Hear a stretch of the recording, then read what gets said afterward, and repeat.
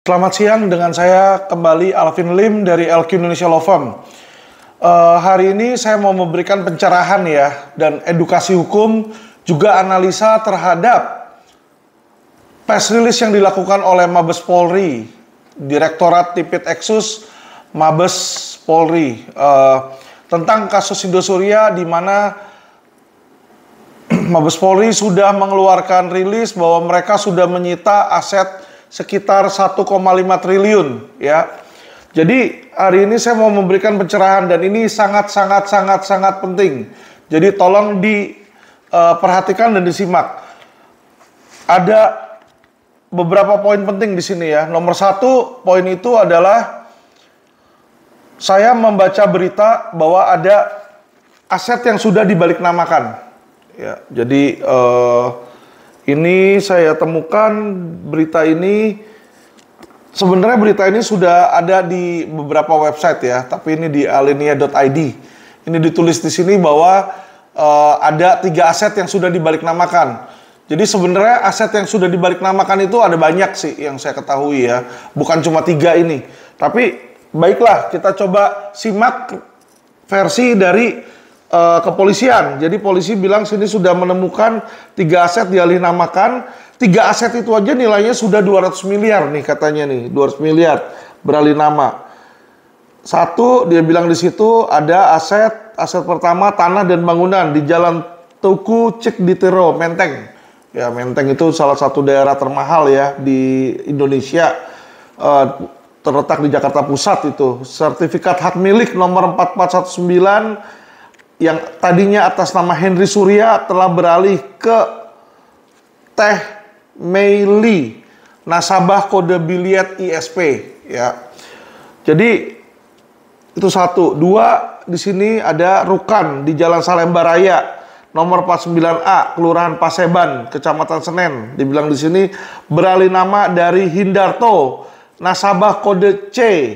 Terakhir di sini ada di rumah di Jalan Kusuma Atmaja nomor 49 Menteng lagi nih di sini ya. Jakarta, beralih nama dari nama Henry Surya katanya telah menjadi Henry Sakti, nasabah kode ISP. Oke. Sini dibilang juga di sini DDO terdapat 2 akses yang masih dilakukan penelusuran profil penerima. Jadi selain 3 itu ada 2 lagi nih katanya. Rumah di Jalan Suwiryo nomor 42 dan 46 sesuai dengan SHM atas nama Henry Surya beralih nama ke Wilson Margatan. Dan aset kelima adalah Rukan di Geraha Cempaka Letjen Suprapto nomor D/7 ya, Jakarta Pusat di sini, yang beralih nama dari PT Sun International Capital ke PT Maritindo Makmur Abadi. Oke. Jadi ini ada 5 ya. Jadi sebenarnya ini mesti diralat nih, polisi temukan 3 aset dialih-namakan. Jadi sebenarnya kalau menurut berita ini sudah ada 5 itu yang tadi saya sebut dialih-namakan. Dan kalau kita baca beritanya itu adalah dibilang ya bahwa adalah nasabah atas nama siapa gitu yang tadi saya sudah sebut ya. Nah, ini sangat menarik. Kenapa? Karena saya mengikuti kasus ini dari awal. Kami mengawal LQ Indonesia Law Firm ya, kami yang paling vokal, kami paling kritis juga. Nah, banyak lawyer mungkin tidak tahu, tapi saya Alvin Lim dari LQ berbeda. Karena kenapa? Latar belakang saya sebelum jadi pengacara, saya adalah banker di Amerika ya. Jadi saya mengetahui segala jenis transaksi keuangan, baik itu saham, repo, option trading ya. Jadi itu udah makanan sehari-hari. Nah, ini kenapa ini bisa terjadi alih nama? Saya kasih tahu sedikit. Jadi dalam perjalanannya ketika Indosuria mengalami gagal bayar, Henry Surya berusaha melakukan pembayaran ya, pembayaran di luar skenario PKPU. Jadi sebenarnya kalau pembayaran itu ketika sudah terjadi gagal bayar dan sudah ada PKPU dan sudah disetujui homologasinya, apalagi PKPU itu sudah dimulai PKPU, itu sebenarnya tidak boleh beralih nama. Tetapi kalau kita lihat, ya kan, yang tidak boleh beralih nama itu aset atas nama Koperasi Indosuria. Karena yang di PKPU kan adalah koperasinya. Tetapi karena tidak dipilotkan si Henry Surya secara pribadi, jadi gini, seharusnya itu ketika di PKPU pertama kali, ya kan, jangan hanya Koperasi Indosuria saja yang diajukan PKPU. Tetapi kalau Smart, ya seharusnya lawyer itu dan para korbannya juga mempilotkan atau mem-PKPU-kan Henry Surya secara pribadi. Dan itu dimungkinkan. Kenapa? Saya punya klien sebelumnya, ya salah satu gedung yang berwarna putih seperti istana di tengah BSD, itu dipilotkan, ya PT-nya dia. Jadi dia ada PT inisial F, ya di situ. Itu dipilotkan. Tetapi bukan cuma PT-nya doang. Pemiliknya secara pribadi dipilotkan, ya berinisial FI di situ. Jadi seharusnya itu yang dilakukan sehingga aset-aset pribadi itu tidak bisa beralih, ya diperoleh dari PKPU. Nah, makanya inilah salah satu kelemahan PKPU, ya banyak kebocoran. Ya, dan saya akan bahas lagi nanti di kemudian hari kalau mengenai PKPU. Tapi saya mau menyoroti nih tentang press release Polri. Jadi di dalam gagal bayarnya, Henry Surya itu berusaha melakukan pembayaran di luar skenario PKPU, ya.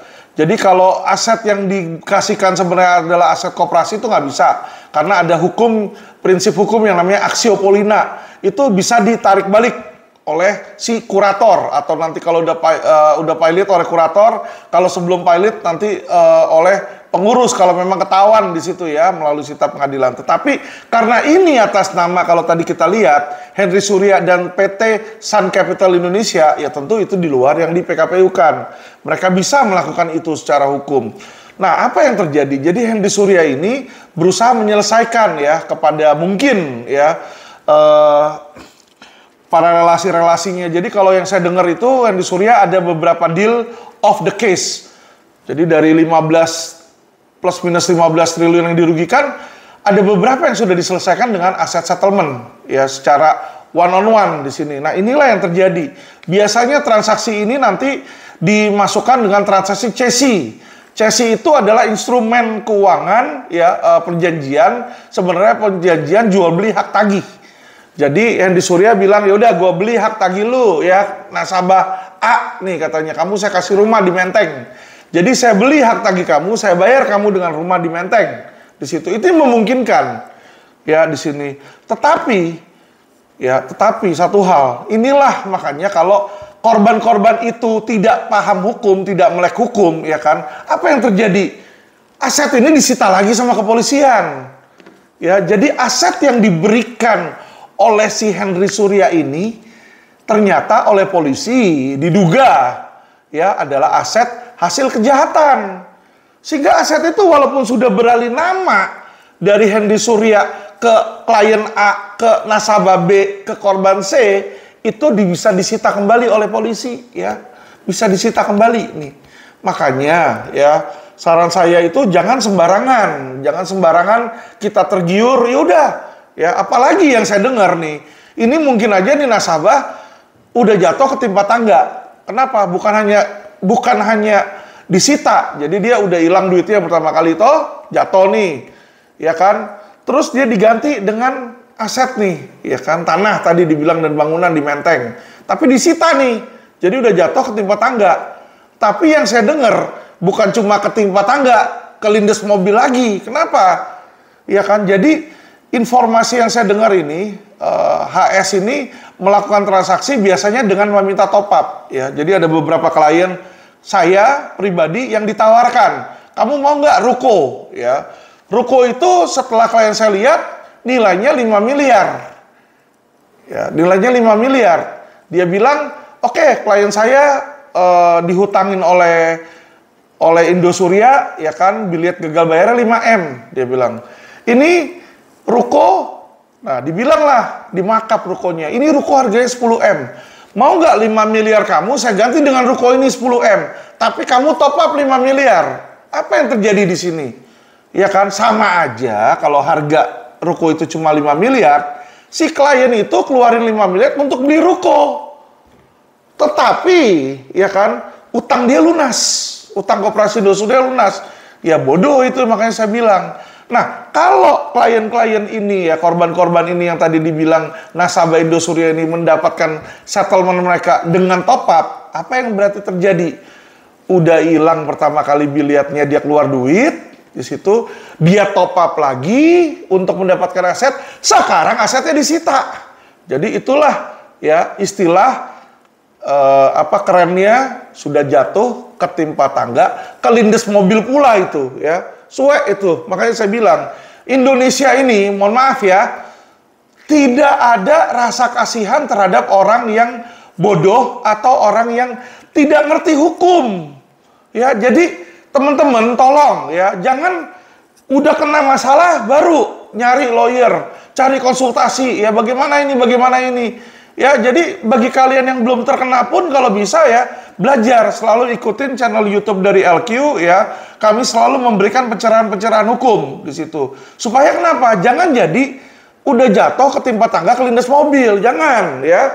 Jadi orang-orangnya itu klien-klien LQ nanti kalau bisa masyarakat yang mengikuti channel LQ itu jadi orang-orang yang pintar dan cerdas hukum ya. Oke, jadi itu tentang aset yang CSI itu ternyata berarti disita lagi oleh kepolisian. Nah, selanjutnya yang saya mau infokan di sini ya, buat supaya teman-teman tahu, selain dari aset CSI ini ada yang mau saya soroti, yaitu perhitungan gedung Indosuria. Teman-teman lihat nggak ini? Ketika press release ini, ketika Mabes ini mengadakan press release ya, dia ini press release di depan di gedung Indosuria nih. Jadi kalau dilihat nih press release ini rame-rame, ada dari Difumas, ada Dirtipitexus, ini Pak Wisnu, ini ada Kasubdit ya, dan orang PPATK di sini dia mengadakan press release. Dibilang di sini polisi menyita sejumlah aset milik koperasi simpan pinjam dari berbagai lokasi. Aset tersebut terkait dengan kasus penipuan perbankan hingga tindak pidana pencucian uang. Dibilang di sini 13 aset yang terdiri dari tanah, rumah, bangunan, perkantoran disita, ada sejumlah rekening. Total aset yang berhasil disita mencapai 1,5 triliun. Ya, jadi dibilang di sini ya. Jadi mereka sudah menyita aset-aset tersebut. Dan yang paling menarik itu, kenapa ini disita? Ini kalau dilihat di sini ya, berikut daftar bangunan yang disita. 1 nih, tanah dan bangunan Jalan MH Tamrin nomor 3. Jadi jalan itu di Tamrin nomor 3, Gedung Indosuria Center, atas nama PT Sun International Capital. Nah, ini menimbulkan pertanyaan. Yang dipidanakan adalah Koperasi Indosuria, tetapi yang disita asetnya PT Sun International Capital. Kenapa PT Sun International Capital? Mungkin diduga uang Koperasi Indosuria itu beralih atau masuk ke PT Sun ya. Makanya itulah walaupun aset itu atas nama PT Sun disita nih ya. Dugaan saya ke situ. Kenapa? Karena kalau nggak ada kaitannya, nggak mungkin nih polisi berani menyita. Polisi itu berani menyita kalau menurut mereka punya alat bukti atau petunjuk yang cukup. Ya, nah menarik sekali ya teman-teman. Kenapa saya bilang menarik sekali? Jadi teman-teman, tolong belajar ya kita untuk kritis, belajar untuk kritis. Ya, oke, polisi bilang sudah menyita ya, tapi kita harus melihat di balik itu. Kalau dia bilang disita 1,5 T, ya, sebagian adalah gedung. Nah, pertanyaan saya di sini ya, yang harus kita kritisi adalah gedung itu divaluasi sama mereka, sama si penyidik ini, nilai pasar. Ya, jadi menurut mereka nilainya misalnya kurang lebih 1 T atau 900 miliar. Itu menurut si penyidik atau menurut Tipitexus. Kenapa? Karena dilihat dari perbandingan mungkin nilai square meter ya di appraise atau appraisal atau harga pasar kira-kira ya. Harga kira-kira pasti, nggak mungkin harga pasti. Nah, tapi ada satu hal yang dilupakan. Jadi sebenarnya aset yang disita itu bukan 900 miliar. Jadi gedung itu bukan 900 miliar. Nggak bisa mereka hitung ada 1,5 T karena faktor terbesarnya yaitu gedung Indosuria yang mereka adakan. Itu untuk apa? Untuk men-setting pemikiran masyarakat. Wih, hebat. Polisi sudah berhasil menyita gedung gede nih. Gedungnya hampir 1 triliun nih, harganya kurang lebih, ya kan? Wah, keren nih, aduh, mantap, sudah 1 T. Satu hal yang dilupakan teman-teman, ya. Gedung sebesar itu tidak mungkin tidak ada hutangnya. Ya, jadi feeling saya, bukan feeling saya, dugaan saya di sini ya, itu ada hutangnya. Jadi orang tuh kalau beli gedung senilai 1 triliun, 2 triliun, perusahaan perseroan, jarang yang cash, jarang. Nggak sampai 1%. Karena kenapa? Itu jumlah yang sangat tinggi, mereka pasti pakai uang bank. Ya. Nah, sekarang pertanyaan saya, sudah mulai disita, anggap nih, bulan Maret 2022 disita. Teman-teman tahu dong, namanya proses hukum itu takes time, ya butuh waktu. Ini aja belum sidang di PN nih. Ya, masa penahanan di kepolisian maksimal 4 bulan. Nanti ditahan lagi di kejaksaan karena ini ancaman di atas 9 tahun, ya kan? Ancaman di atas 9 tahun, ya TPPU itu 20 tahun dan pidana perbankan ancaman 15 tahun di atas 9 tahun, maka di kejaksaan pun bisa ditahan 50 plus 60, ya berarti 110 hari, ya. Di pengadilan negeri juga bisa ditahan lagi. Biasanya kalau ancaman di bawah 9 tahun itu 30 plus 60 atau total 3 bulan. Tapi karena di atas 9 tahun tambah lagi 60 ya. Jadi itu kalau dihitung-hitung di pengadilan sampai nanti MA bisa sekitar 5 tahun ya. 3 sampai 5 tahun. Bisa segitu panjangnya, segitu lamanya ya. Jadi apa yang terjadi, pertanyaan saya, kalau gedung itu ada utangnya. Ada utangnya nih teman-teman nih. Misalnya hakim bilang, oke, gedung itu diberikan kepada klien, ya kan, kepada korban, bukan klien, diberikan kepada korban. Tapi kemudian bank akan bilang dong, sorry, yang diberikan itu dia punya hutang terhadap saya, ya toh. Kan tidak serta-merta hutang itu lunas. Kenapa? Karena kalau dia minjem duit, yang disita itu gedung hanyalah fisiknya. Tetapi di manakah sertifikatnya? Apakah sertifikat itu disita dan ditunjukkan polisi? Tidak. Nah, karena polisi tidak menunjukkan sertifikat itu, ya kan, dan tidak dimasukkan di dalam berkas perkara, ya kan, kami sudah cek di kejaksaan, tidak ada tuh, belum ada sertifikat. Jadi, kalau tidak ada sertifikat, ya kemungkinan besar itu gedung sedang disekolahin, atau kasarnya ngomong itu sebenarnya sedang dikredit, ya belinya kredit pakai hutang. Nah, kalau 5 tahun, 3 tahun sampai 5 tahun, hutang itu tidak dibayar, bunga berbunga, nah kita masuk dong undang-undang perbankan, proses-proses penyitaan likuidasi. Apa yang terjadi? Nanti bank akan mengajukan gugatan terhadap para korban. Untuk apa? Untuk mengambil gedung itu. Orang dia dijaminkan kok, ke bank kok. Ya kan, jadi orang beli, anggap Hendy Surya beli nih, atau Koperasi Indosuria beli. Ya kan, kalau tadi kita lihat kan Sun Capital yang punya. Berarti Sun Capital yang beli. Dia beli 80% pinjam uang bank. Anggap harganya 1 triliun ya. 80% pinjam uang bank, 20% DP. Jadi uang hasil kejahatannya itu sebenarnya cuma 200 miliar yang dialirkan ke situ untuk DP. Sisanya 800 miliar bukan uang hasil kejahatan, teman-teman. Kenapa? Karena bank itu yang ngalirin. Ya. Sehingga kalau bank gugat, kemungkinan besar dia menang karena dia yang memiliki 80%. Nah, apa yang terjadi ketika terjadi sengketa? Nanti bank akan ngomong ke korban, ini ada utangnya 800 juta, tapi sudah plus bunga selama 3 tahun, plus denda, ya, yang dimana pasti nanti nilainya sudah di atas 1 triliun nih utangnya. Disuruh bayar itu korban. Mampu nggak? Kagak toh. Ketika korban kagak mampu bayar, apa yang terjadi dengan gedung itu? Gedung itu akan dilelang, dijual dengan cara lelang. Nah, biasa kalau udah lelang, udah 200 juta itu lupain aja. Kalau harga dia utangnya 800M atau 700M, biasanya harga hasil lelangnya ya disesuaikan dengan nilai bank tersebut, nilai pinjaman dia. Karena bank nggak mau peduli, yang penting modal dia balik, ya teman-teman. Jadi bisa saya bilang bahwa aset dalam bentuk properti itu, gedung itu kalau ada utang, lupain aja deh. Karena kenapa? Itu akan diambil sama bank, teman-teman. Saya orang bank. Ya, saya usia 24-25 tahun di Amerika itu saya sudah wakil presiden. Saya sudah vice presiden Bank of America. Saya tahu itu cara bekerjanya, toh. Nah, otomatis itu yang harus dilihat. Jadi kalau dipotong-potong di situ 1,5T kita potong 1T itu yang disita total 500M. Tapi bentar, saya belum selesai nih, saya bahas lagi yang lain. Jadi polisi bilang di sini ya, ketika dia sedang ketika sedang press release dibilang ya bahwa tadi ada gedung yang disita, terus juga ada mobil nih yang disita katanya nih.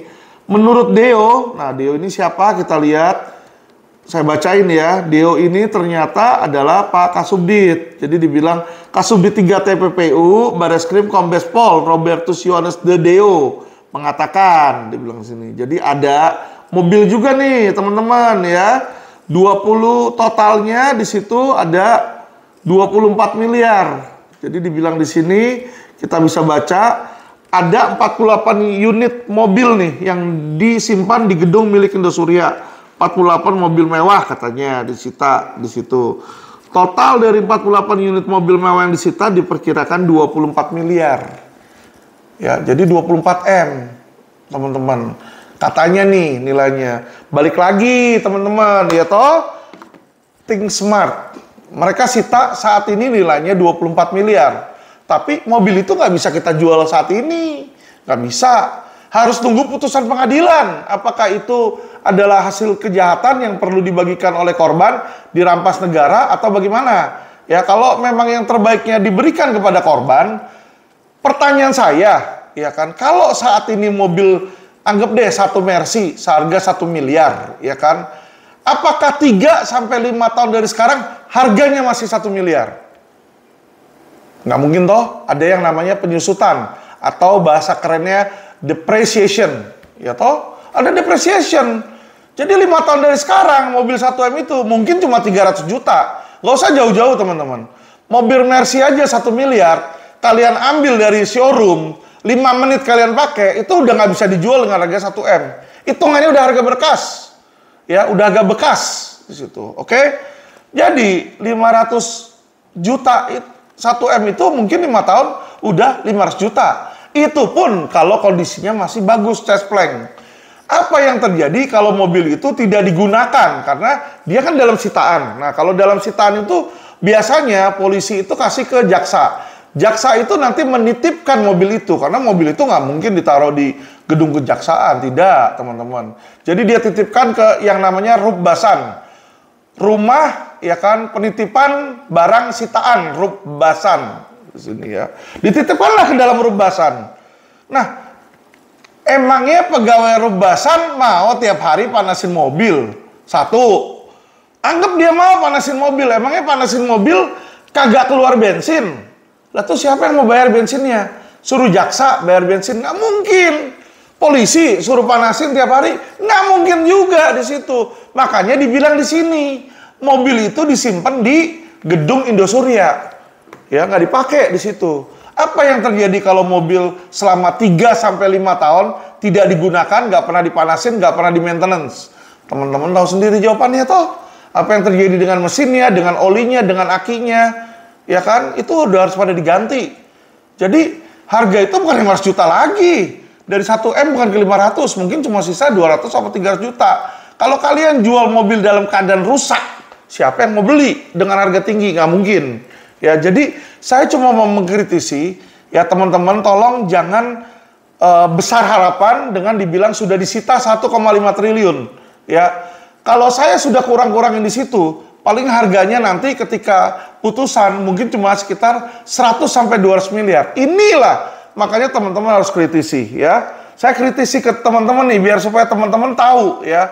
Jangan ditunjukin kayak kemarin press release Mabes Polri di depan Mabes, dia tunjukin ada tumpukan uang ya. Banyak klien langsung ke saya, Pak Alvin, hebat Mabes sudah sita tuh cashnya ditunjukin. Padahal cashnya itu uang rilis, uang palsu teman-teman. Nah sekarang pun juga sama. Mereka show di situ ya, ditunjukin lah di belakang itu gedung Indosuria yang megah. Tapi gedung itu yang saya bilang kalau ada utangnya nggak ada nilainya nanti pada akhir transaksi ya teman-teman. Jadi itu yang kedua yang saya mau informasikan ke teman-teman supaya teman-teman itu bukan hanya cerdas hukum, tapi cerdas secara logika dan critical thinking. Jadi kita harus berpikir dengan kritis, teman-teman. Hal yang ketiga yang saya mau kritisi ya, teman-teman, di sini kalau dibilang oleh Mabes Polri bahwa penyitaan itu sudah terjadi 1,5 triliun dari total kerugian 15 triliun. Kita anggap deh hitungan polisi deh, kita ambil hitungan polisi ya. Belum dipotong nih teman-teman dengan yang tadi saya bilang nih. Ya kan, belum dipotong dengan apa yang tadi saya bilang ya, ada utang bank, nilai depreciation di situ ya. Jadi 10% aja itu sangat kecil. Jadi saya melihat di sini sebenarnya dibutuhkan ya keseriusan kepolisian untuk menelusuri aset-aset itu. Ini 15T loh. Ya, Pak Polisi, Pak Jenderal, ini 15 triliun loh kerugian masyarakat. Masa yang disita cuma 1,5T? Itu pun kalau dipotong misalnya utang banknya dari sana 900 miliar, berarti yang disita itu cuma 600M atau 500M di situ, sangatlah kecil ya. Nah, ini yang kita perlu keseriusan kepolisian untuk mengurus ya, mengurus aset sitaan di sini. Nah, apalagi yang kita mesti lihat di sini ya. Jadi kita cermati bagaimana di dalam list aset yang jadi ini polisi mengeluarkan daftar list aset. Jangan dibilang LQ ini main asal bicara asbun tanpa memberikan keterangan atau alasan. Tidak. Kami sebagai kuasa hukum ya kan adalah seorang advokat tersumpah. Kami hanya membela masyarakat, memperjuangkan hak-hak masyarakat, yaitu khususnya klien-klien LQ yang merupakan korban dari Indosuria ya. Saya lihat di sini ya, ini ada press release lengkapnya, daftar aset 1,5T, 6 apartemen hingga Rolls Royce. Jadi polisi bilang nih di sini aset yang disita itu tanah, rumah, bangunan. Ini yang dirilis dan sejumlah rekening, total aset 1,5T. Aset milik 3 pimpinan bla bla bla ya. Dari 13 aset sudah ada penyitaan, izin penyitaan khusus PN. Dia menyebutkan pihaknya juga menyita sejumlah kendaraan mewah. Jadi bangunan, kendaraan, rekening itu yang dilihat di sini ya. Tanah, bangunan, apartemen bla bla bla, tanah, bangunan, rukan di sini. Nah, saya mau kritisi satu hal. Teman-teman tahu hal yang simpel aja, teman-teman. Makanya inilah kenapa saya bilang ya kan butuh transparansi dari Mabes ya. Jadi LQ Indonesia itu teriak-teriak bukan untuk membuat onar dan membuat gaduh, teman-teman. Ya, tetapi kita mengkritisi. Kita sebagai aparat penegak hukum juga lawyer bergerak atas kepentingan para korban. Jadi kami tidak dibayar dengan sia-sia. Jadi kalau dulu sebelumnya ada Jenderal Bintang 1 yang bilang tidak perlu bayar pengacara, ya kan? Sama aja kalian punya rumah mewah, tidak usah pakai satpam di situ, ya toh? Kenapa pakai satpam? Mau ngapain pakai satpam? Ya untuk menjaga, ini tugas kami juga menjaga kepentingan para korban. Nah, saya mau kasih tahu teman-teman ya, yang satu hal sangat krusial di sini. Saya mau kasih lihat teman-teman di berita di CNN. Jadi jangan sampai ini menjadi fitnah, teman-teman. Ini berita CNN tanggal 3 Juni 2021. Ini ada di sini. Judulnya, Polisi ungkap lokasi aset tersangka Indosuria di luar negeri. Inilah makanya saya bilang, saya minta Mabes Polri untuk bongkar, buka transparan list aset. Sehingga kita tahu mana benar, mana salah, apa yang ada. Ya, bisa dilihat di sini. Ini yang saya bilang. Ya, ada aset yang menghilang. Ini rilis resmi dari Bareskrim Polri, yaitu waktu itu yang ngomong adalah Direktur Tipitexus yang lama, yaitu dibilang di sini Brigadir Jenderal Helmi Santika mengungkapkan polisi mengupayakan pengejaran aset-aset tersangka demi mengembalikan kerugian kepada korban. Ada aset yang di Australia, ada yang di Singapura dan sebagainya. Ini ya, baca dengar sendiri ya. Ada aset di Australia, ada aset Singapura sebagiannya. Nah, ini yang paling penting selanjutnya nih. Ada yang kapal pesiar dan sebagainya. Kata Helmi, ini yang ngomong Helmi loh, bukan saya loh. Ya, Helmi ini Direktur Tipitexus sebelum Wisnu yang sekarang. Helmi bilang di situ. Ya, di sini kata Helmi kepada wartawan di Mabes Polri, Jakarta Rabu 2 Juni. Jadi dia ngomong nih, Helmi ini ngomong di depan wartawan. Ada kapal pesiar teman-teman di situ ya. Ada kapal pesiar. Coba tadi lihat lagi balik di daftar aset sitaan nih. Daftar aset sitaan ini sama sekali tidak dinyatakan itu, ya, tidak dinyatakan ini, nggak ada ini. Daftar tanah, rumah, bangunan, ya kan? Jadi dia cuma ngasih tahu nih rumah, bangunan, dan kebanyakan ini rumah bangunannya ini masih di daerah Indonesia nih. Jadi Australia, Singapura ini belum dirilis oleh Mabes Polri, ya. Jadi kami minta sebenarnya untuk supaya dirilis. Nah, tapi dari sini aja kita udah lihat nih ada satu missing, yaitu adalah apa yang dibilang oleh Helmi, kapal pesiar atau yak, ya. Nah, teman-teman, ya kan, untuk supaya memperkuat, jadi memperkuat bahwa Helmi ini nggak ngomong kosong. Helmi ini dia ngomong ada yak yang disita di situ, ya kan, ada yak yang disita. Ini diperkuat teman-teman oleh bukti, ya. Ini yaknya ini bisa dilihat nggak? Ini Hendy Surya. Ini ada yak nih, kapal pesiar nih, lihat tuh, mewah sekali, keren, ya toh. Ini ada kapal pesiar di sini. Kalau teman-teman lihat, ini ada Hendy Surya, ini ada Natalia Chandra di sini ya. Ini ada adiknya Natalia Chandra nih, kalau nggak salah namanya Welly Chandra di sini ya. Jadi ini lingkaran dekatnya si Hendy Surya ini ya. Jadi teman-teman, informasi yang saya dapat ini, yak ini teman-teman, nama yak ini Duchess ya, Duchess. Kenapa Duchess teman-teman? Jadi kalau teman-teman lihat Instagramnya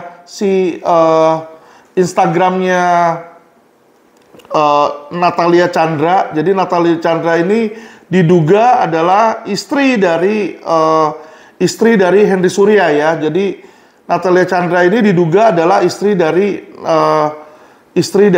Hendy Surya. Nah, dulu sebelum diblokir, jadi Natalia Chandra ini dulu punya Instagram, punya medsos. Sebelum diblokir itu namanya adalah Portia Duchess.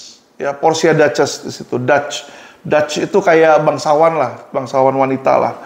Jadi ini tadi yang dibilang ini ya, yak ini namanya Duchess ya. Dibikin tahun 2018, buatan San Lorenzo di situ ya. Bendera dari Cayman Island. Cayman Island kita tahu sendiri adalah tempat cuci uang. Ya, jadi dia pakai buat PT di Cayman Island untuk cuci uang di sana, belinya dari sana. Oke. Nah, dan ini terakhir kali dilihat ada di Marina at Keppel Bay, Singapura. Jadi terakhir kali dilihat oleh korban yang mendokumentasikan ini ya, ada di Keppel Bay, Singapura ya. Perkiraan harganya ini kurang lebih 13 juta euro. Ya, 13 juta euro atau 200 miliar, teman-teman. Ya, 200 miliar. Ini yang nggak ada. Ini salah satu yang nggak ada. Ya, dari ngomongan aja salah satu yang nggak ada.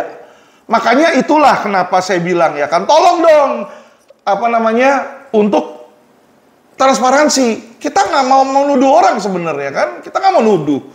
Tapi kita mau transparansi. Jadi kalau sebelumnya dibilang ada barang A, B, C, D, terus orang baru ngomong barangnya cuma ada A, B, C, D-nya hilang ya. Kita jadi tahu kan, inilah gunanya transparansi teman-teman. Yang saya minta ya. Ini 200M loh. 200M yang sudah dirilis oleh Helmi, tetapi tidak ada ini. Ya saya nggak tahu apakah ada permainan oknum di belakang atau tidak ya. Tapi itu sering terjadi teman-teman. Sering terjadi di mana, oke, barang ini berapa? 200 miliar.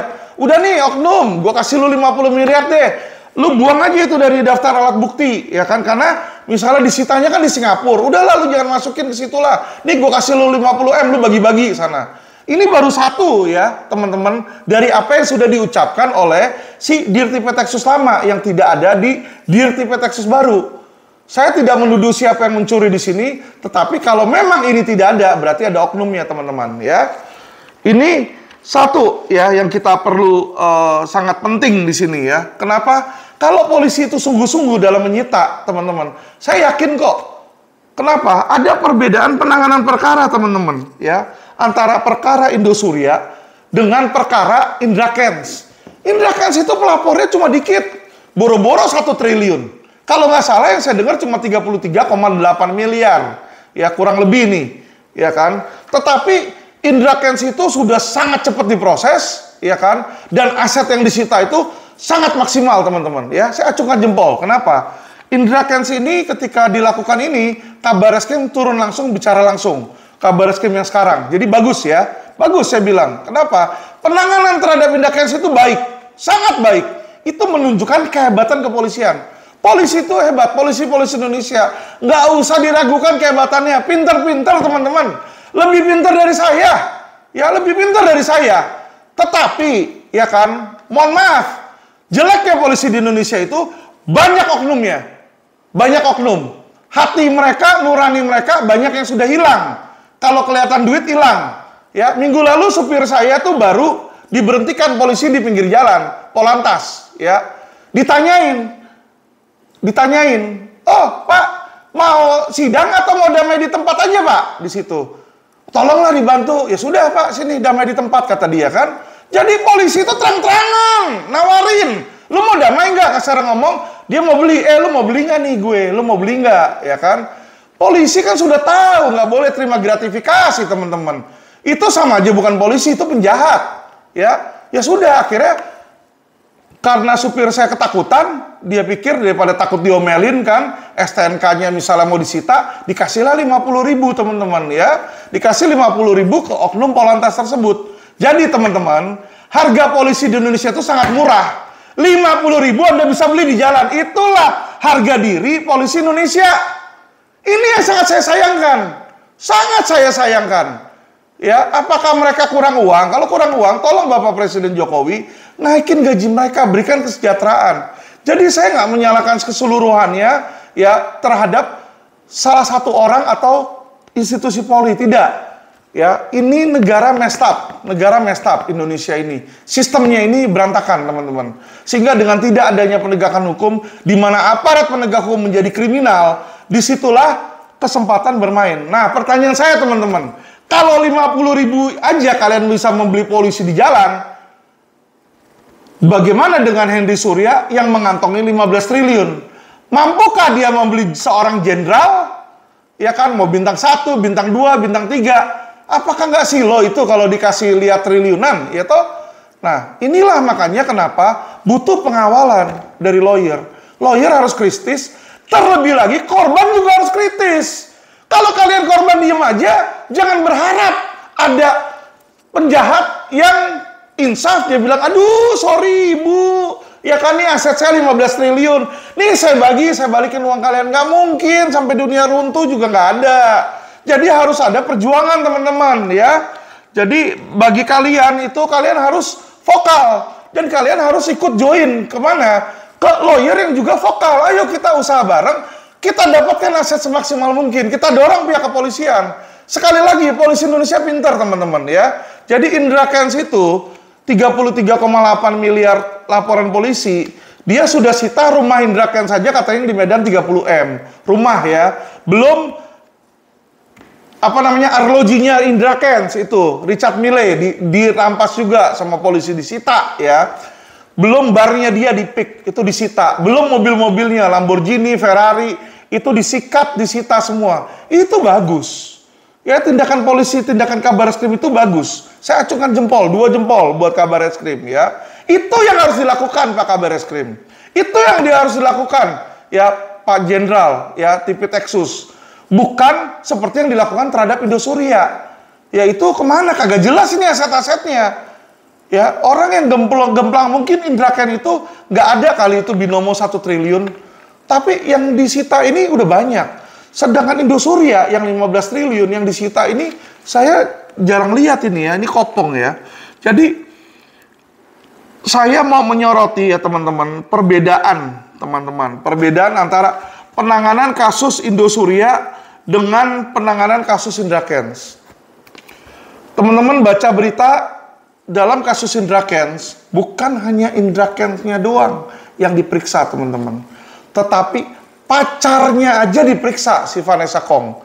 Vanessa Kong itu belum loh menjadi istrinya si Indra Kents. Belum jadi istri loh, baru pacar. Pacar itu istilahnya sebenarnya teman kan, teman kenalan, tapi mesra, TTM lah, teman tapi mesra. Itu aja diperiksa bareng. Kenapa? Karena kedekatan, mereka bikin video bareng, mereka pergi bareng, mereka makan bareng di sini ya. Diperiksa nih, bukan hanya Vanessa Kong doang yang diperiksa oleh Mabes Polri, tetapi mertuanya aja diperiksa karena polisi menduga ya, menduga yang namanya mereka meriksa boleh, itu hak dari kepolisian.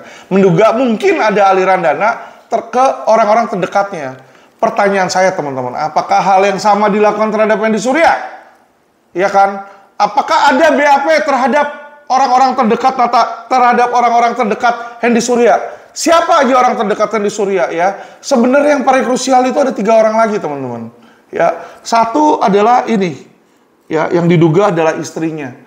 Ya, kenapa saya bilang diduga adalah istrinya? Saya nggak pernah ngelihat akte nikah mereka. Jadi kayaknya istri. Kenapa kayaknya istri? Karena ini dilihat nih dipeluk di sini ya dalam foto ini.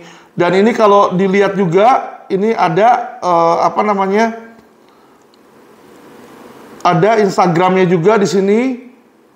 Ya, Instagramnya si ini adalah cuplikan dari Instagramnya si Natalia Chandra ya. Ini apa? Instagramnya dari Natalia Chandra. Ini mereka sedang menikmati makan. Kelihatannya gambarnya seperti di dalam private jet sini ya. Dan ini sebenarnya ada tulisannya di bawahnya. Dia bilang thanks Habi gitu ya. Habi itu bahasa Inggris kekasih lah, sayang lah ya. Panggilan sayang di sini. Ini satu ya, Natalia Chandra.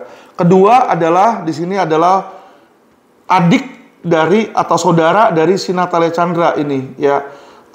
Diduga namanya WT ya, singkatannya WT ya, Welly Chandra ya di sini ya. Jadi Welly Chandra ini saudara dari Natalia Chandra di sini. Ini jadi 1, 2 ini yang patut kita, yang seharusnya patut diduga itu minimal diperiksa oleh polisi. Ya. Ketiga adalah Surya Effendi. Surya Effendi, karena Surya Effendi ini adalah ayah dari Hendy Surya. Ya, jadi gini teman-teman, saya sebenarnya nggak mau ngajarin polisi cara berpikir, tetapi seperti yang saya bilang, kadang polisi Indonesia ini banyak oknum teman-teman. Yang tadinya pinter jadi goblok. Kenapa jadi goblok? Karena matanya dibutakan oleh duit, ya, cuan itu dibutakan. Jadi, ya kan, sebenarnya kan simpel. Kalau saya adalah maling, saya punya duit banyak, gue nggak bakal bisa spending itu uang sendiri. Saya nggak akan bisa nyimpen uang itu sendiri. Selalu yang dilakukan itu sama. Dia kasih ke temannya dia, keluarganya dia, saudaranya dia, orang tuanya dia, istrinya dia, pacarnya dia, ya kan? Untuk apa? Untuk bantu disembunyikan aset itu. Itu selalu, ya, maling itu selalu seperti itu, kriminal itu selalu seperti itu. Ya, pertanyaan saya, apakah polisi sudah melakukan pemeriksaan intens terhadap orang-orang tersebut? Tidak ada. Ya, tidak ada di situ. Ya, jadi disinilah terjadi perbedaan nih, tebang pilih antara penanganan kasus Indra Kents dengan penanganan kasus si Hendy Surya ya, atau Indo Surya. Dan asal teman-teman ketahui, jadi menurut informasi Hendy Surya ini sebelumnya memiliki informasinya ya, yang saya dengar ini pernah punya kedekatan dengan 3 orang istri atau 3 orang kekasih lah di situ ya. Mereka sangat dekat. Satu ini istri pertamanya atau cewek pertamanya dia ini berinisial EW. Ya. Terus yang kedua berinisial WS. Nah, yang menarik dari WS ini informasinya adalah adik ipar dari JI, Jun Indria. Dan Jun Indria ini adalah salah satu tersangka yang sudah ditahan. Nah, jadi semestinya nih, ya kan, jadi istrinya Hendy Surya, ya, walaupun mungkin mereka sudah bercerai, ya kan, mantan istri, ya, atau mantan orang dekatnya lah, atau mantan kekasih dekatnya dari Hendy Surya, yang merupakan adik ipar juga dari JI, itu harusnya diperiksa, teman-teman, ya. Jadi di sini ini harusnya sebenarnya ada 4 orang krusial yang harus diperiksa. Satu itu tadi si WS ya, kekasih keduanya si Hendy Surya, terus ayahnya dia Surya Effendi, ya kan, terus yang diduga adalah istri ketiga atau kekasih ketiga yaitu Natalia Chandra, ya, dan adiknya Natalia Chandra atau saudaranya Natalia Chandra ini yang berinisial NT. Nah, yang perlu diketahui dari NT di sini ya, NT ini punya dealer mobil TDA. Jadi teman-teman, mobil itu sangat mudah sekali untuk dijadikan alat cuci uang. Ya, sangat mudah sekali. Karena kenapa? Orang lihat kasus penyuapan Anas Urbaningrum, ya, dibilang Anas Urbaningrum menerima sebuah mobil Lexus atau Alphard itu kemarin itu ya. Jadi itu sering digunakan karena kenapa? Gampang untuk dibeli, gampang untuk dijual, ada harganya. Jadi karena mudah itulah dijadikan alat untuk penyuapan, teman-teman, dan alat untuk cuci uang. Ya, jadi ini patut diduga, ya. Jadi saya lihat ini ya yang tidak dilakukan oleh kepolisian. Nah, kita lihat. Jadi kepolisian itu manggil si Vanessa Kong, manggil si Indra Kents, itu juga dari video-video yang beredar di medsos. Sekarang udah zaman canggih ya. Ini bisa dilihat di sini ada sebuah foto nih. Ya, ada sebuah foto yang diposting. Ini ada korban Indosuria bilang, Ibu Natali Chandra tampak elegan dan mewah dalam tas Hermes dan jam Richard Mille. Jadi ada tas Hermes dan jam Richard Mille di sini. Nah, yang menarik di sini adalah Richard Mille on the arm of chick Ibu Natalia Chandra. Wah, cakep nih. Mimin cari, kayaknya ada yang jual 3,5 miliar. Jadi ini ada yang kreatif lah di situ. Dilihat nih, model dengan model yang kurang lebih sama ini adalah Richard Mille ya, RM037 Rose Gold full. Harganya kurang lebih 3,5 miliar di sini ya. Jadi teman-teman, nggak ada jam yang disita nih. Padahal informasinya, si Henry Surya itu punya banyak jam-jam bagus. Baik itu Rolex maupun Richard Mille. Ya. Jadi disinilah kenapa saya bilang, ketika polisi menyita rumah atau menggeledah rumah si Henry Surya, seharusnya disita itu jam-jamnya. Itu kemana sekarang? Itu pertanyaan saya loh. Ya, pertanyaan saya. Teman-teman, ya, masyarakat, ya, saya tidak menuduh Ibu Natalia Chandra, Welly Chandra, terus istri keduanya ini si WS, ya, sama Surya Effendi sebagai pelaku kejahatan. Tidak. Ya, saya tidak menuduh mereka karena tidak belum ada putusan pengadilan. Tetapi, ya kan, patut diduga minimal itu diperiksa. Harusnya diperiksa. Kenapa? Dibuktikan dulu dong, bener atau enggak nih, diperiksa dulu. Tapi kalau polisi aja tidak mau memeriksa mereka, ya kan, patut kita tanda tanya lagi di sini, ya kan. Serius nggak nyitanya? Makanya itu yang saya bilang, ya kan. Jadi bukan berarti dia bersalah, orang diperiksa itu bukan berarti salah. Tetapi ketika tidak diperiksa itulah terlihat di sini ya, tumpulnya penyidikan di Indosuria, teman-teman. Ya. Nah, ini saya mau informasikan lagi ke teman-teman ya di sini. Jadi kita belajar kritis lah di sini. Kita belajar kritis, teman-teman. Jadi aset-aset yang tidak disita ini sudah membuat kita bertanya-tanya nih, ya kenapa nggak disita? Nah, terakhir teman-teman di sini ya, ada banyak PT-PT nih. Kita lihat ada PT Indosuria Zenith Capital Management di Singapura. Jadi si Indosuria ini bikin banyak anak-anak company. Itu normal sekali dilakukan oleh orang yang memang berniat untuk mencuci uang. Ya, istilahnya itu sebenarnya Shell Corporation. Shell itu kayak kerang ya, ada lapisannya di sini. Nah, ini ada satu yang sangat menarik. Saya melihat di internet ya, di websitenya. Jadi saya melihat ini di website pasar modal. Ya, di website pasar modal, ini kalau dicek PT Indosuria Bersinar Sekuritas. Ini tolong PT Indosuria Bersinar Sekuritas.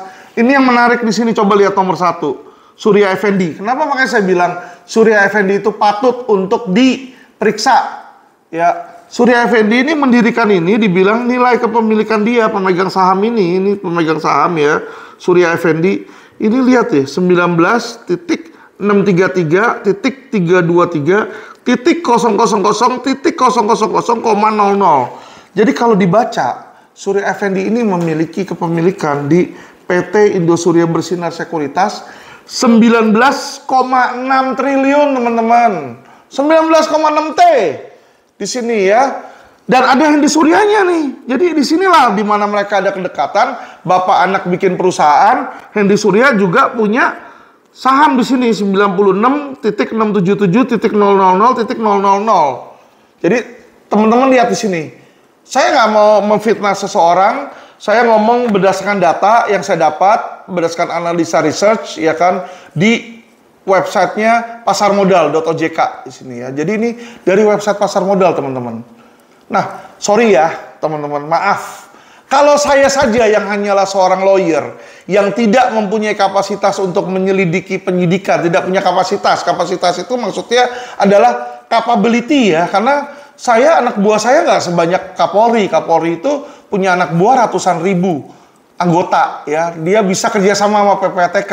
Sedangkan saya lawyer kalau suratin PPTK minta data nggak akan dikasih, teman-teman. Ya nggak akan dikasih. Polisi punya. Jadi polisi ini punya kapabilitas. Ya, kalau saya saja yang tidak punya kapabilitas bisa dapat informasi-informasi seperti ini. Belum saya ada informasi lainnya nih.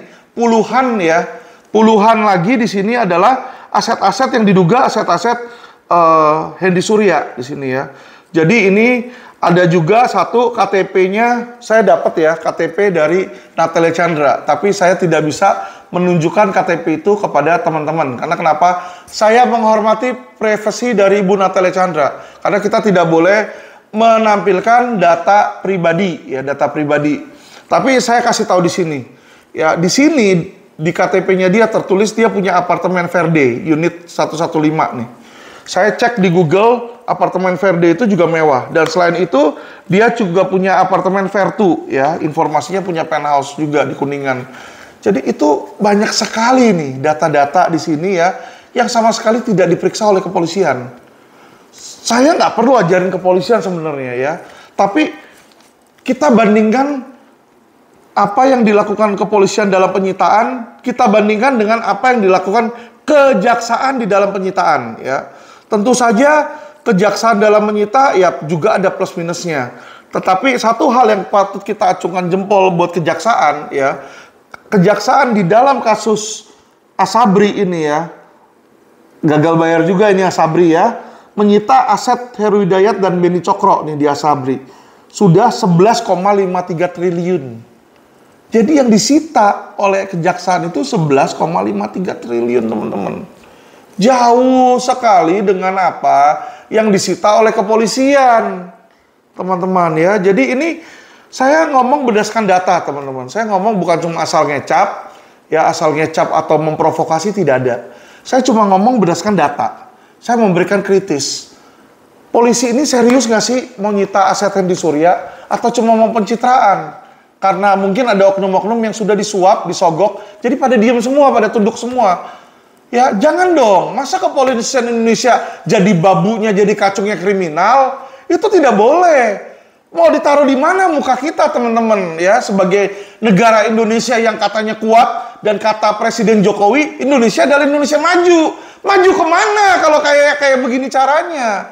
Ya, jadi teman-teman saya jujur aja sangat kecewa ya, karena ketika saya melihat di sini, ya kan, kok seperti itu tumpulnya penanganan kasus Hendy Surya, ya, yang seharusnya uang-uang itu bisa disita-sitain, ya kan seperti saya bilang tadi, yaknya hilang di situ ya, pencitraan aja di situ seolah-olah ada gedung, tapi tidak dirilis tuh gedung itu ada utangnya nggak, gedung itu sertifikatnya sudah dipegang polisi atau belum, itu pertanyaan saya.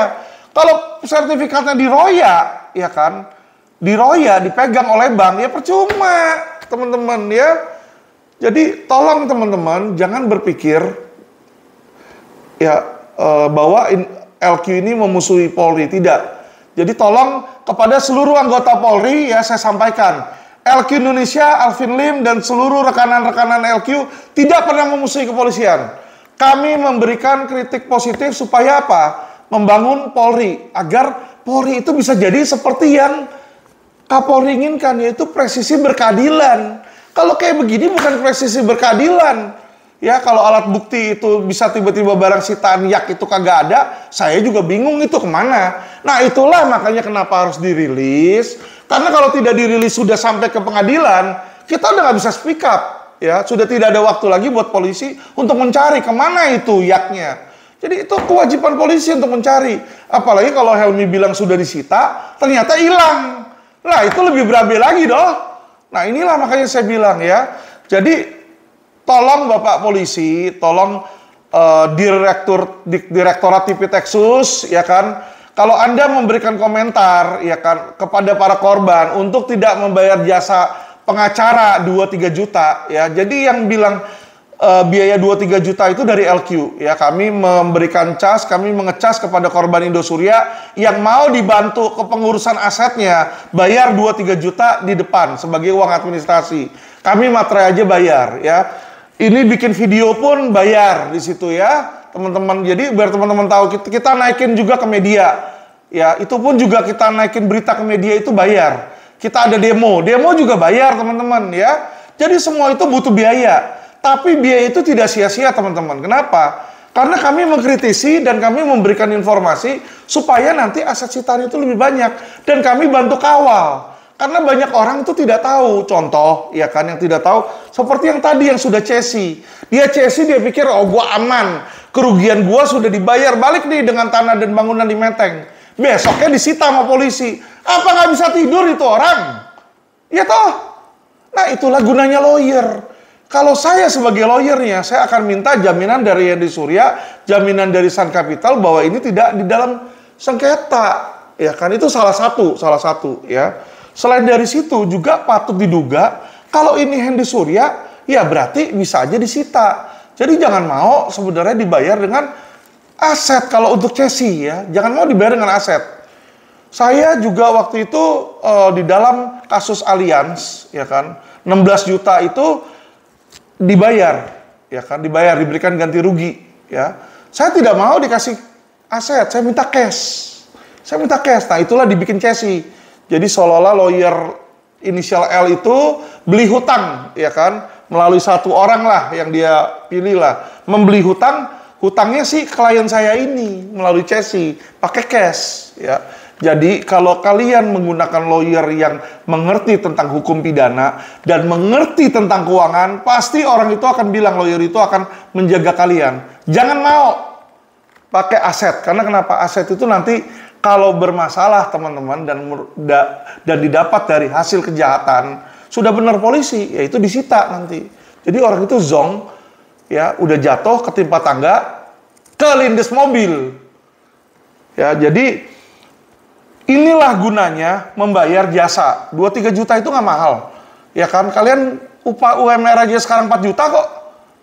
Ya toh, menyewa sekelas saya, lulusan UC Berkeley, S1 di Berkeley, S2 di Colorado Boulder, perbankan, CFP di Florida State University, biaya kuliah aja udah berapa, belum kantor kita, ya toh. Dan di belakang kita cas 20% ketika uang itu balik. Jadi klien itu mendapatkan peace of mind, ya. Jadi Brigjen Helmi, ya, bila Anda mendengarkan saya punya video, inilah gunanya menyewa, ya, atau meng-hire jasa pengacara, itu ada gunanya. Jadi jangan dibilang itu gratis, ya. Kepolisian itu gratis sebenarnya, jasa kepolisian, tapi jasa pengacara itu sebenarnya tidak gratis. Tapi kita juga bisa memberikan, ya kan, pro bono apabila orang itu memang tidak mampu. Syaratnya yaitu meminta surat keterangan tidak mampu dari kelurahan. Jadi kalau orang itu memang tidak mampu, kita LQ juga bisa kok kasih pro bono. Ya, jadi supaya masyarakat mengerti di sini. Ini yang saya mau kritisi, ya. Bagi teman-teman, ya kan, kita harus dorong Mabes Polri untuk supaya serius menangani ini. Yang dilakukan seperti Kabar Eskrim, ya, di dalam kasus Indra Kents. Di dalam kasus Indosuria, Kabar Eskrim sama sekali tidak pernah mengeluarkan statement, tidak pernah berbicara. Yang berbicara itu selalu mentok di bintang 1, yaitu Dirtipitexus. Ya, sama ini pun Ramadan pun, ya, nggak pernah itu bintang 3 seperti Kabar Eskrim bintang 3 itu berbicara dalam kasus Indosuria. Di sini sudah terlihat keseriusan Polri menangani kasus Indosuria itu kurang, teman-teman, ya. Jadi saran saya, teman-teman, bergabung, bersatulah dengan LQ. Kenapa? Ya, bersatu kita teguh, bercerai kita runtuh. Kalau sendiri-sendiri kalian separatis, percaya saya tidak akan maksimal nanti penanganan kasus. Tetapi kalau kalian kita bergabung bersama, kita suarakan, di mana suara LQ nanti akan semakin kuat di situ. Kita bisa mendorong supaya Polri itu menjalankan tugasnya di dalam penyitaan maksimal dan pemberkasan. Jangan sampai 4 bulan ini nanti, ya, audit belum selesai dan nanti Hendy Surya itu bebas demi hukum. Karena kalau dia bebas demi hukum, sudah tidak bisa dicekal, teman-teman. Ya, jadi kalau polisi bilang tenang aja Pak Alvin, gue udah cekal kok. Kalian tahu nggak sih kalau berdasarkan undang-undang imigrasi, cekal itu hanya boleh 2 kali. Jadi cekal pertama itu 6 bulan, habis itu diperpanjang lagi 6 bulan. Itu Yusril sudah ajuin itu. Ya, udah ajuin judicial review di MK dan dikabulkan. Jadi hanya bisa 2 kali. Sebelumnya benar nggak ada batasnya. Jadi kalau nanti Hendy Surya itu bebas demi hukum, percaya saya, dia bisa kabur seperti yang dilakukan Suwito Ayub. Jadi kalau kata polisi, katanya Suwito Ayub menggunakan paspor palsu di situ. Nggak perlu kok dia pakai paspor palsu. Itu kan sudah 2 tahun dia jadi tersangka, disita paspornya. Jadi masa penahanan, masa cekalnya itu sudah habis, teman-teman. Jadi dia bisa pergi kapan aja, kemana saja di luar negeri. Itu loh. Ya saya nggak ngerti nih kenapa Bapak kepolisian mungkin tidak tahu tentang ini ya. Apakah tidak tahu atau pura-pura nggak tahu atau kelilipan uang jadi lupa ya. Jadi tapi apapun itu, teman-teman, saya dari LQ Indonesia Law Firm meminta kepada seluruh masyarakat bantu kawal kasus ini. Karena kenapa? Kalau terhadap kasus Indo Surya aja bisa dimainin seperti ini, bagaimana dengan kasus-kasus lain, teman-teman ya? Jadi kasus-kasus lain banyak yang belum beres. Mahkota belum beres, Oso Sekuritas belum beres, KSPSB belum beres ya, teman-teman. Mina Padi belum beres, Wana Arta belum beres di situ ya. Hexa belum beres ya. Jadi kalau saya ngomong itu nggak ada habisnya nih. Belum lagi kasus-kasus baru, robot trading ya, robot trading. Jadi kalau satu aja udah nggak beres, nanti yang lain nggak beres, teman-teman. Nah inilah saya minta masyarakat untuk mengawal, karena no viral, no justice. Oke, demikian teman-teman. Semoga video saya bisa memberikan edukasi, berguna bagi teman-teman, bagi masyarakat. Terus tonton video kami, karena dengan itulah kalian mendapatkan pencerahan hukum dan bisa menjadi cerdas. Salam cerdas hukum dari LQ Indonesia Law Firm. Terima kasih.